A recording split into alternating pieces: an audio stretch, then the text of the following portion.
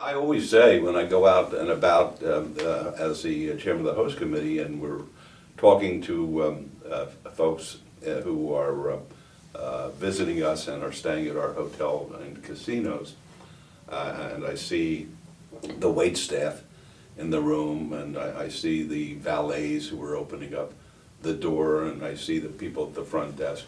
They are really what makes Las Vegas a very special place. Anybody could be a casino boss.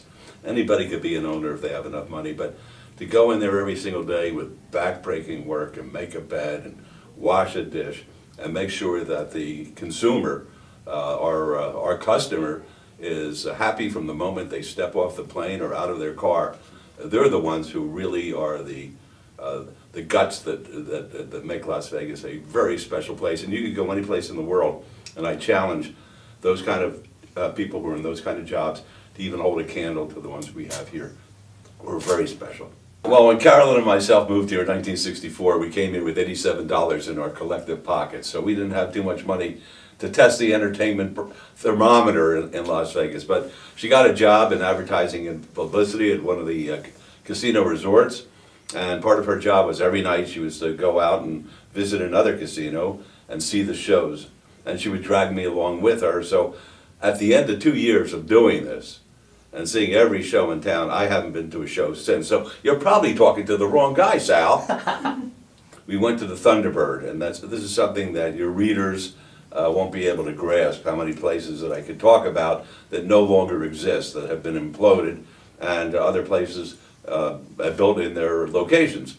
But the Thunderbird was on the Strip, and we went to a lounge. Lounges were very, very big in those days. You would go in. There weren't any tickets like there are today. You didn't have to pay for parking like you do today. You went in there, and there was a captain or a maitre d', and you gave him $5, and he gave you the best seat in the house. Matter of fact, I used to imitate them. I would go in like this, and that's the way all of the maitre d's were. They always had that arm out in order to receive the $5 tip.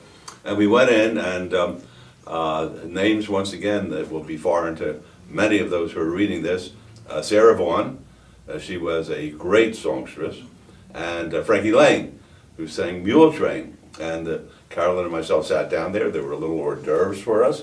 You didn't have to order poo-poos and that kind of stuff. And you would eat the hors d'oeuvres. You'd order a drink. They didn't charge you for it. They figured that these casinos were there so people would have a good time and then go in and gamble their money away. Well, we had a good time and left. What made the lounge acts, the comedians, singers, so popular in those days? Was it just purely their talent, or was it just a draw of Vegas? They came into town and they had reputations. They had all the best performers coming here, and everybody knew who they were in those days. Television was really coming into the fore then, and they were on shows like The Ed Sullivan Show and various variety shows. And people look forward to seeing their names up on the marquee. And if they saw a name that they recognized, in you would go and you'd see the show. And as I say, it was a whole different ballgame then. You didn't feel any pressure. It wasn't going to break you. And you felt very relaxed and you enjoyed it. And then as you gained more money over the years and tourists would come back, they would look for more shows like that. And that's how the town really grew. And we don't have today what they had back in those days. And those were the extravaganzas. The great shows with the beautiful women.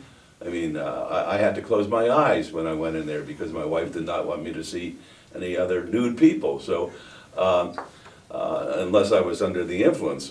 And that's why I really started to drink, so I could pretend that I couldn't see them. How does entertainment differ now from then? Well, I think now it's sort of packaged. You go from one place to another, and it's all pretty similar. Each one of the acts in the old days, from my limited experience, and I want to emphasize that because after 2 years I stopped going. From my limited experience, they were unique. There's no Liberace out there today.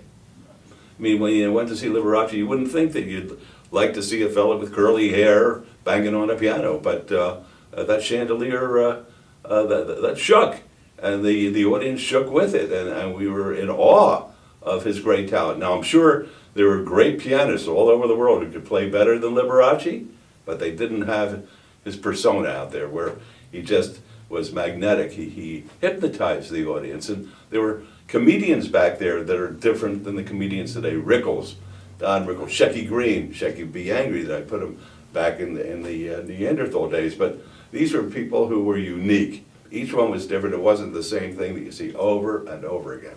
Showgirls, in my opinion, particularly in the position in which I am today as the chairman of the host committee, they are the brand.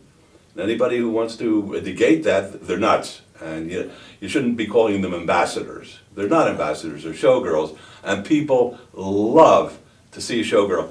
We would go to London on behalf of the Convention Authority, and we'd walk down the street. And if the good Queen was on the other part of the street and the showgirls were walking across the street, the cars would screech, and they weren't seeking pictures of the great Queen. They wanted pictures of the showgirls. They stopped fire trucks. The smoke was coming out of buildings in order to see our showgirls. So let's not minimize them and to try to tamper with what has made us great as a entertainment venue. I mean, the great entertainment capital of the world. Let's not mess with the good things that we know work and the showgirls work. Speaking of, why is it that showgirls became so popular and synonymous with Vegas? Because they really are. You just said it. Showgirls are glitz and glamour. They're beautiful. They're tall. I mean, either I'm shrinking or they're growing. All I know is that I stand between them, having my picture taken with the martini in hand, and I'm looking up all the time. The showgirls, they're pleasant. They go to a convention or a meeting.